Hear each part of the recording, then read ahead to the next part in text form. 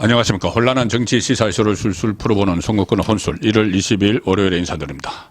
정말 혼란한 일이 발생을 했습니다. 윤석열 대통령과 한동훈 국민의힘 비대위원장이 갑자기 충돌을 했죠. 어제 이관섭 용산 대통령실 비서실장이 이 한동훈 비대위원장을 만나서 윤재욱 원내대표도 배석을 했습니다. 그 자리에서 윤석열 대통령의 한동훈 비대위원장에 대한 지지 철회를 통보를 하고 심지어 비대위원장 사퇴를 요구를 한 것이 지금 확인이 되고 있습니다. 오늘 아침 조간 딱볼 시간에는 제가 조간 보도 내용을 전해드렸는데 지금 확인이 됐습니다. 그렇게 요구를 했다는 것이 왜 그러냐면은 한동훈 그 비대위원장이 오늘 아침 비대위 회의를 하기 위해서 출근한 그 길에 출근길에 그와 같은 이야기를 사실상 했습니다. 본인의 임기는 총선 이후까지다.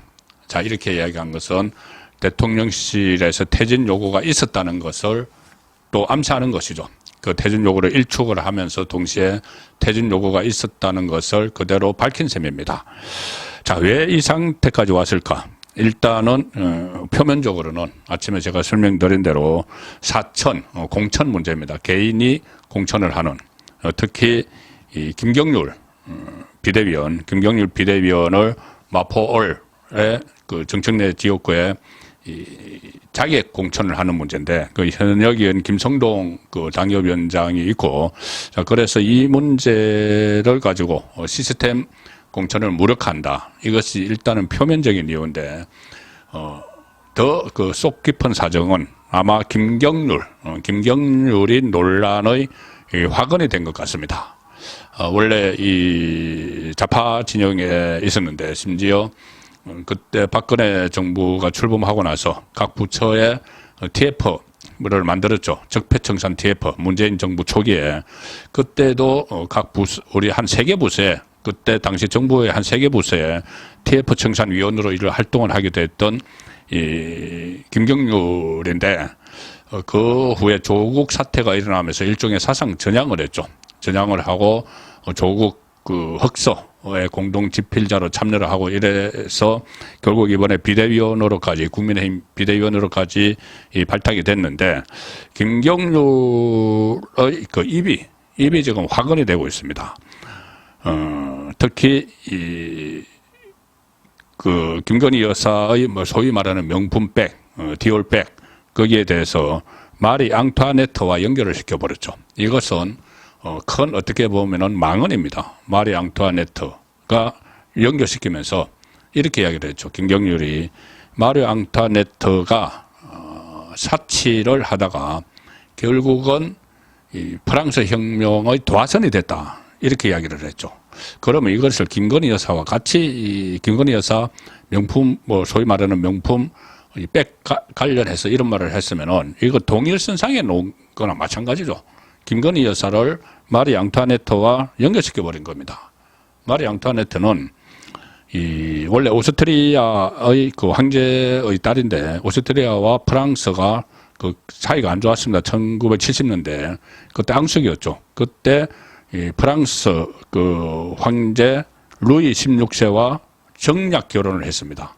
정략 결혼을 했는데 프랑스에서 뭐 사치를 하고 검은 보석을 좋아하고 또 심지어 성적 스캔들 이야기까지 막 나오면서 그래서 이 프랑스 국민들의 원성을 샀고 나중에는 단두대에서 처형됩니다.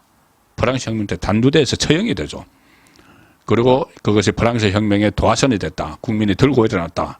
자, 그 마리 앙투아네트를 지금 김건희 여사와 연결을 시켜버리는 이건 거의 망언 수준이죠. 국민의힘 비대위원이. 이것은 그뿐이 아니고 또 마리 앙투아네트는 요즘 들어서 재평가가 이루어지고 있습니다.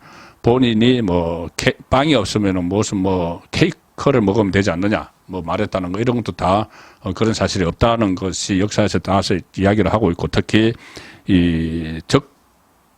적국인 프랑스에 정략 결혼을 했기 때문에 거기서 반대파들이 계속 마리 앙투아네트를 이렇게 엄해를 했다. 누명을 씌웠다. 이런 이야기도 지금 다시 재조명되는데 어쨌든 그렇게 보면 상황이 지금 김건희 여사에 대해서도 어떤 민주당에서 프레임을 씌우고 있는 거죠.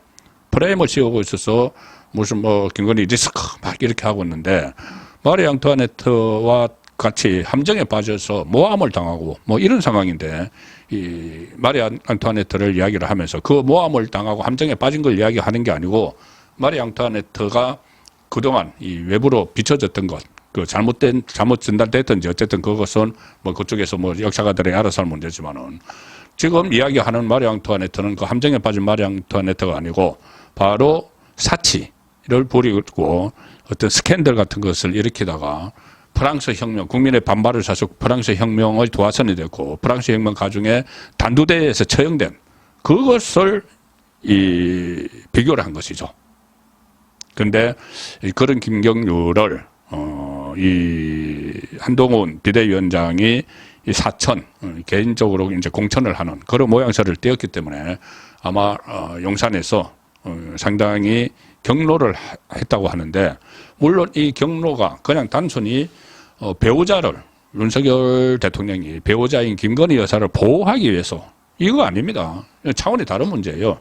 그냥 단순히 보호하기 위해서가 아니고 지금 이런 식의 덫을 김건희 여사에 대해서 김건희 특검도 그렇고 작년 4월 달부터 패스트트랙에 올려서 이 특검을 총선 전국에 써먹으려고 하는 것도 그렇고 또 명품백도 2022년 9월 달에 촬영을 해놓고는 이것을 김건희 여사가 어떤 가지고 들고 나올 때까지를 기다리다가 결국은 안 들고 나오니까 그러니까 사용을 안 하니까 갖다 던져놓고 왔는데 사용을 안 하니까 이것을 총선 앞두고 결국은 사용하는 모습을 원래는 찍어가지고 봐라 이것은 그전에 우리가 여기서 그러니까 우리가 말을 할 수는 없죠.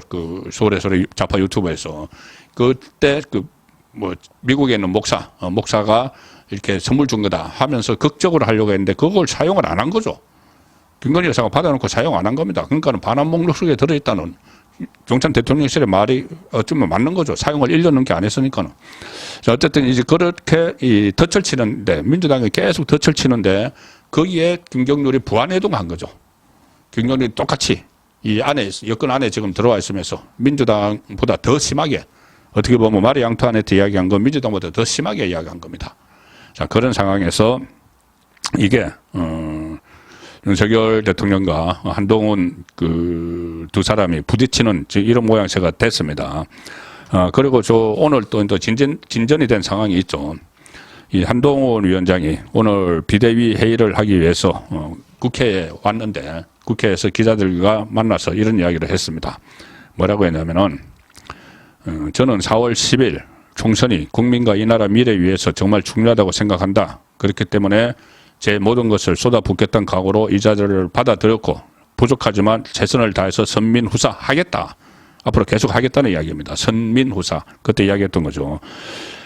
우리 당의 변화된 모습을 국민께 잘 설명드려서 지금의 민주당의 이상한 정치와 발목 잡기 행태, 국민 고통받고 위협받는 것을 막을 것이다. 이렇게 계속 비대위원장으로서 총선 때까지 활동을 해나가겠다고 했는데 특히 총선 때까지 비대위원장 역할을 하느냐 이렇게 물어보니 한동훈 위원장이 제 임기는 총선 이후까지 이어지는 것으로 알고 있다.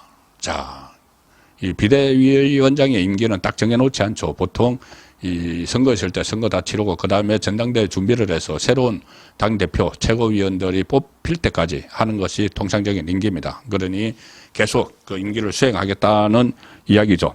어제 국민의힘에서 기자들에게 공식 공지한 건 SNS를 통해서 공지했습니다. 한동훈 위원장이 국민 보고 나선 길이다. 할 일을 하겠다. 이거 SNS로 했는데 오늘은 본인의 육성으로 계속 업무를 수행하겠다. 이런 말을 한 것이죠. 그리고 김건희 여사 관련 리스크가 갈등의 원인인가 이렇게 물어보니 한동훈 비대위원장이 이렇게 이야기했습니다. 제 입장은 처음부터 한 번도 변한 적이 없다. 김건희 여사 리스크에 관해서. 김건희 특검법은 이것은 총선용 악법이다. 국회 절차대로 처리하면 된다. 거부권을 행사해서 그대로 가고 있죠. 그런데 이거 또 디올백, 소위 말하는 명품백은 처음에는 이것은 함정 몰카에 의한 범죄다 했는데 최근에 한마디 더 붙인 거죠.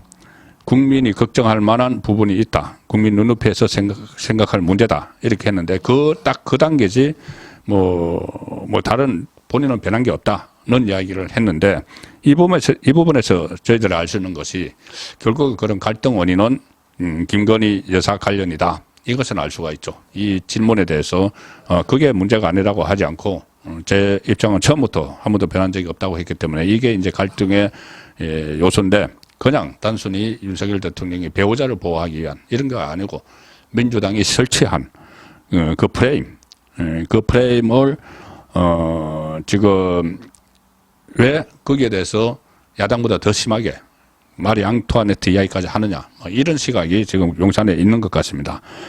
그래서 윤석열 대통령을 비롯해서 용산에서는 이거는 그 민주당이 프레임을 다 설치한 거기 때문에 여기서 사과를 하고 하면은 거기 또 말려든다. 그렇기 때문에 이것은 뭐 침묵하는 것도 한 방법이라는 이야기를 했었죠. 용산의 입장은 그겁니다.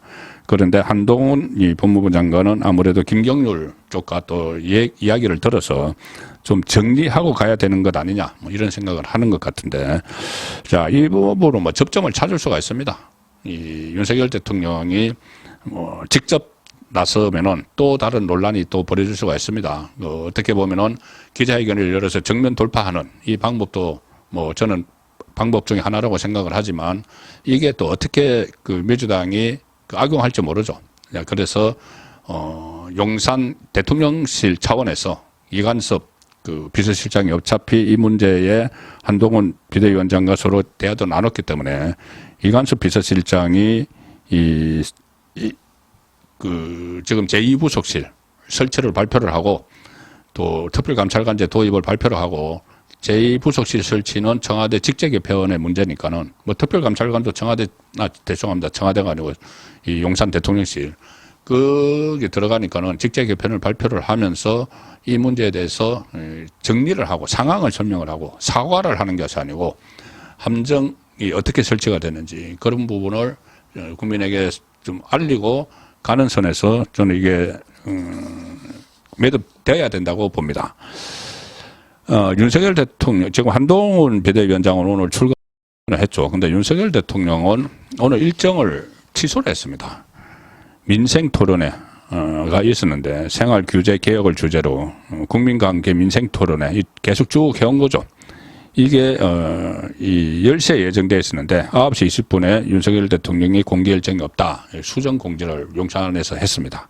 그래서 용산에서는 대통령실 관계자는 감기 기운이 있어서 외부 공개 토론에 참석이 어렵다. 이렇게 이야기를 했는데 실제로는 정치권에서는 그러니까 한동훈 위원장과의 뭐 충돌 이것이 영향을 미친 것이 아닌가 이런 분석이 나오는 상황인데 자, 이 사태를 촉발한 김경률 마리 앙투아네트를 꺼낸 이 김경률은 상당히 부적절한 말을 해서 불을 질렀는데 본인은 여전히 계속 출마를 하겠다는 뜻을 오늘 밝혔습니다. 비대위 회의에서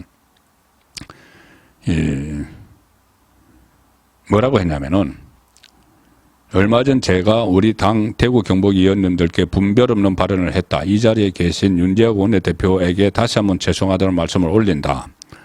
자, 이렇게 이야기했습니다. 뭐냐 하면은 저번에 이 김건희 여사의 백이 처리 문제에 대해서 수도권과 TK 출마자 인식 차이가 있다. 이렇게 뭐 말을 한 적이 있죠. 김경률이.